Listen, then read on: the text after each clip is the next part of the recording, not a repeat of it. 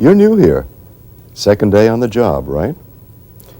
Never worked in the mailroom, and now they tell you you're the official mail manager.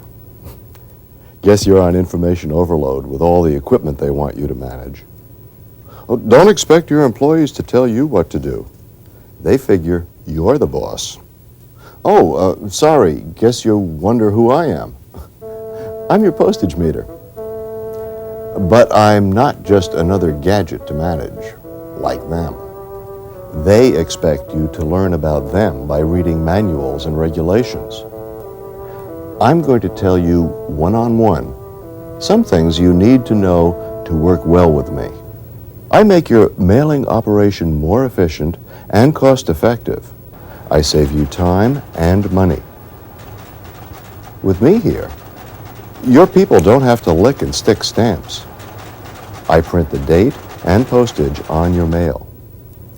Sealed inside of me are printing dies for imprinting the postmark. There are two types of postage meters. I'm a commercial meter. The other kind is called a penalty meter. It prints the postmark and the postage. It also prints the statement, official mail penalty for private use, $300. I simplify your record keeping by helping you keep track of how much postage you use. I contain two recording counters called registers. My ascending register adds and totals all the postage that I print. My descending register subtracts postage and keeps a balance of how much postage I have left before you have to add more. As the official mail manager, it's your job to keep good records. Open the drawer. Yes, that one. See the little yellow book? Every day, make it a practice to write the amount on the ascending register in column A and the descending register in column B. Then, add the two and record the total in column C. The total should be the same each day until you have the meter reset at the beginning of the quarter. Look in the drawer again. See the pink form? Yes, that's it. It's a license application. You have to get a license from the Postal Service to have a postage meter. Your predecessor had a hard time getting one. Sloppy habits. He had to apply for a license 3 times. Quite a delay. All you have to do to get a license to operate a postage meter is fill out that form correctly. Take a look. Short and simple, right? The top part is the application. The postmaster signs the bottom part and returns it to you. It's the license. Your license must be retained as long as your activity uses one or more postage meters and keeps its name and location. When filling out the license application, be sure to give your office's correct title where the form requests the applicant's name, and put the same name and address on both parts. If I were a penalty postage meter, you'd also need to fill in the right federal agency code for your DoD component. That's 3 digits and the 5-digit subcode of your activity. The mail manager of your higher command knows these codes. I don't mean to lecture, but it's your future I'm concerned about. Good meter management helps your career. I've been in this business a long time. I know what works. It's important to set up a routine. If your people know you have high standards and that you'll follow through, they'll do a better job. Set up a system to remind you to change the meter date daily. The postmark has to show the date the mail was given to the post office. Keep a daily record of meter register readings on Form 3602-A. Use fluorescent ink, specially made for postage meters. It makes your mail move faster through the postal system. For a clear, readable meter imprint, use the correct amount of ink and keep me clean. Test the accuracy of your scales daily to be sure you are using the right postage. You don't want to pay too much. That's waste. And you don't want your addressee to pay postage due.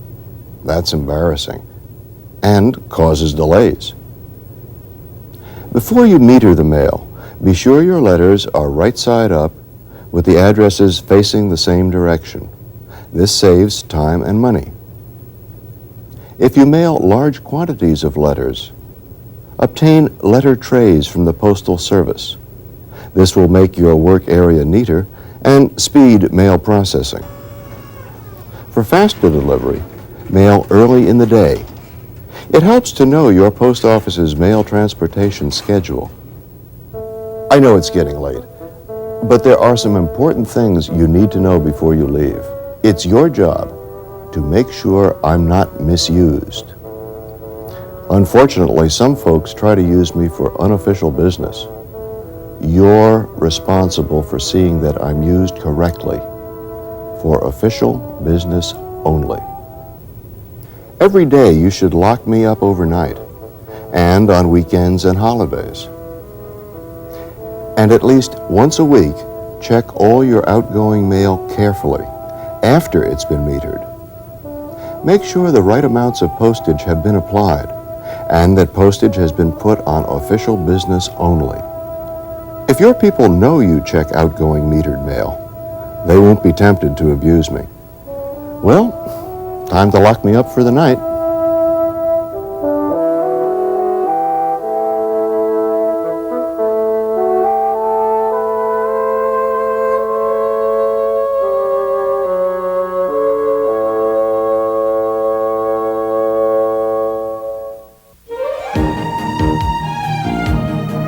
Hello. I've been expecting you. Your timing's perfect. Beginning of a new quarter, right? Time to reset me and add more postage to me. Many federal and military workers think the government doesn't pay postage, but your mail isn't free. Government agencies, including DoD components, pay postage, just like businesses and citizens do. You're right to have me reset at the beginning of a quarter, never at the end. You want to buy only enough postage for each quarter. So before you have postage added to me, you'll need to know how much your activity uses quarterly. I can have up to almost $100,000 of postage on my register. We postage meters never dispense all of our postage. We lock up when there's about $10 left. I've got a little over $100 left now. It will be added to your balance when I'm reset. We'll go to my licensing post office to reset my register.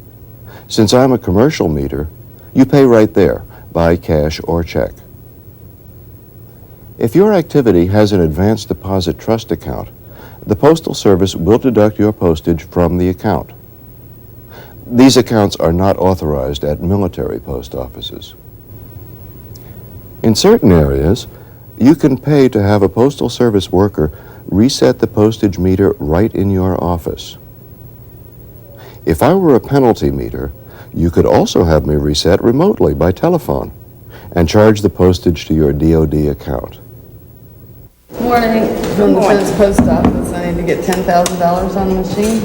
Okay. You ought to go to the post office yourself at least once to observe the post office adding postage. Psst. Check the amount on the meter. See if the amount set on the meter agrees with the amount on that form, the receipt for postage meter settings, PS Form 3603. Be sure to hang on to that receipt. You have to have this and all your other meter records immediately available for examination and audit by the Postal Service or the manufacturer at any time they ask for it. They can also examine me anytime they want to. When you send an employee to the post office to have me reset, always check afterwards to see if the right amount is shown on the descending register. If it's not, the Postal Service may have made a mistake. But it could also mean your employees are diverting government funds to unauthorized uses. And you have a good day. You too. See you.